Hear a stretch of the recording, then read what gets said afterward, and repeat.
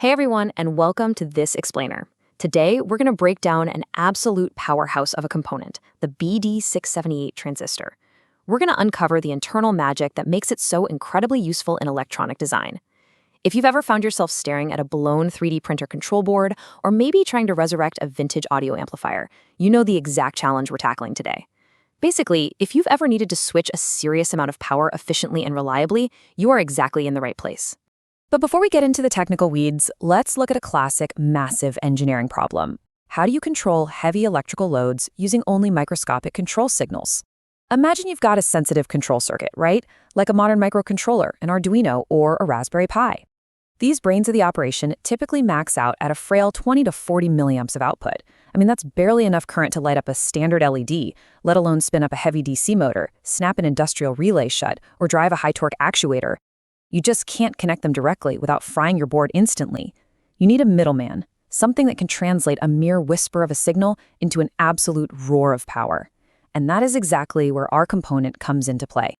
So here is our roadmap for today. First, we'll meet the BD678, then we'll peek inside the Darlington pair. After that, we'll see exactly how high-side switching works, check out some real-world circuit applications, talk about how to manage its heat limits, and finally, cover how to find the right replacement parts. Let's kick things off with Section 1, meeting the BD678 and looking at its key specs. You know, what's really wild about this little guy is that despite its compact TO126 or SOT32 package, it's rated for up to 60 volts and 4 amps. That makes it a serious medium power device. Think about the physical reality of that for just a second. A tiny piece of silicon and plastic capable of dissipating up to 40 watts under the right conditions. That kind of power density is just an incredible engineering feat. It's a PNP device manufactured by companies like STMicroelectronics, and it even features an integrated anti-parallel collector-emitter diode built right in. That's absolutely vital for protection against voltage spikes. But honestly, the real star of the show, the metric that truly defines this entire component, is that minimum DC current gain of 750. Moving right along to Section 2, inside the Darlington pair and its monolithic design. To really grasp why this component is so capable and where that massive gain actually comes from, we've got to look under the hood. The crucial point here is that this isn't just one transistor. Nope, it's effectively two engines working together to multiply the total output. Inside this monolithic block, the collector terminals are tied together, and when we say monolithic, we mean it literally. This isn't two separate transistors awkwardly soldered together on a circuit board. It's two distinct components physically forged into a single, seamless piece of silicon at the factory. The pure genius of it is how they interact. The emitter of the first internal PNP transistor feeds directly into the base of the second. And this is where the math gets really fun. In a standard BJT, the current gain is mostly a static characteristic. But here, the first transistor acts like a super aggressive preamplifier for the second one. By cascading these two transistors, the beta, or the current gain of the first, is multiplied by the beta of the second. So the overall current gain isn't just added together, it's exponentially magnified. The first stage takes that tiny little control signal and steps it up, delivering exactly what the second, much larger power stage needs to fully turn on. Think about this. If both of those internal transistors have a gain of 100, your theoretical combined gain approaches a staggering 10,000. I mean, let that sink in. A 10,000 multiplier means a microscopic 400 microamps, literally less than half a single milliamp, can completely unleash the full 4 amps of output. It's essentially giving a fragile microcontroller superhuman strength.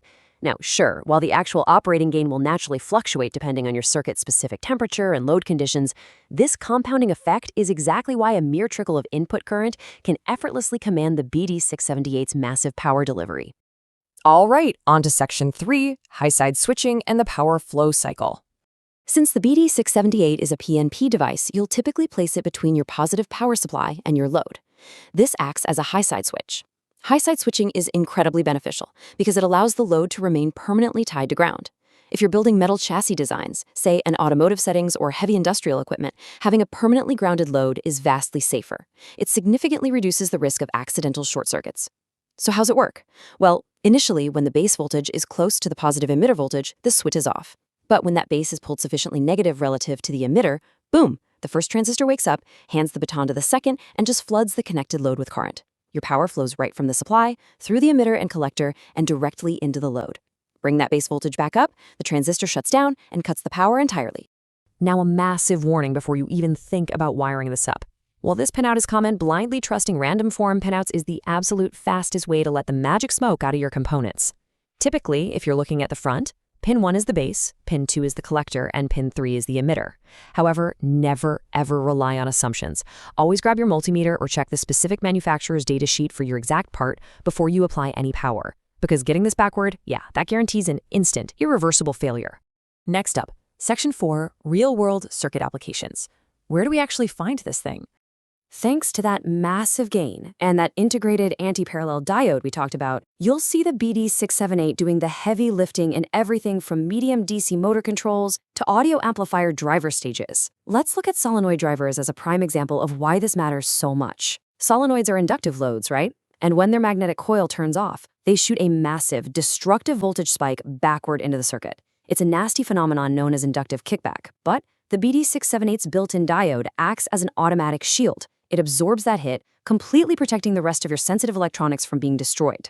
You'll also see this transistor acting as a series pass device in voltage regulators and taking on power switching duties in automation circuits.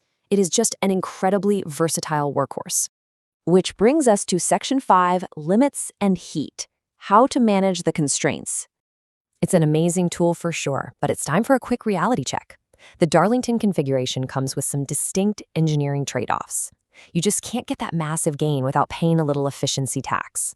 The trade-off for all that multiplied current gain is a higher voltage drop when it's fully on and slightly slower turn-off speeds compared to modern MOSFETs, mainly due to stored charge. So why exactly is the voltage drop higher?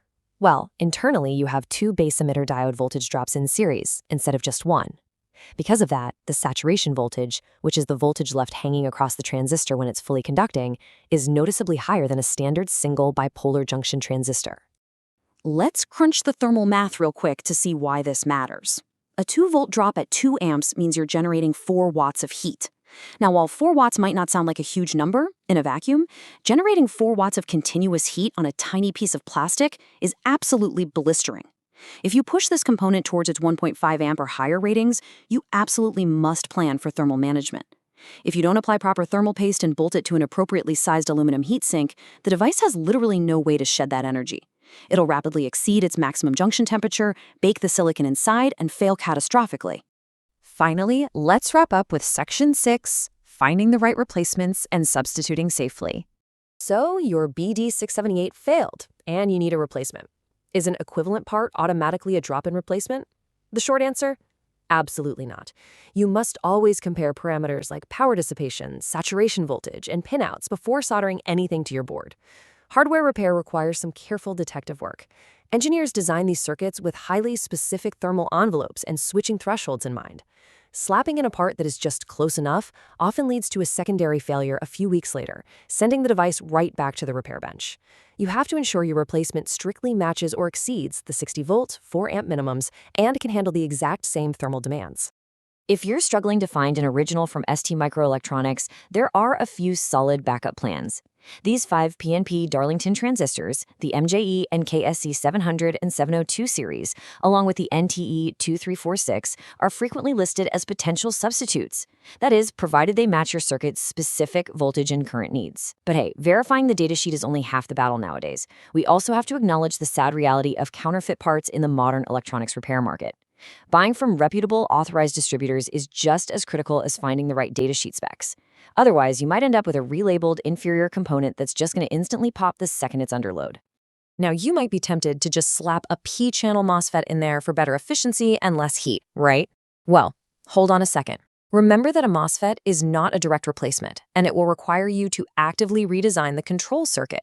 You see, a MOSFET is voltage-driven, whereas our BD678 is current-driven. It's an entirely different paradigm of switching.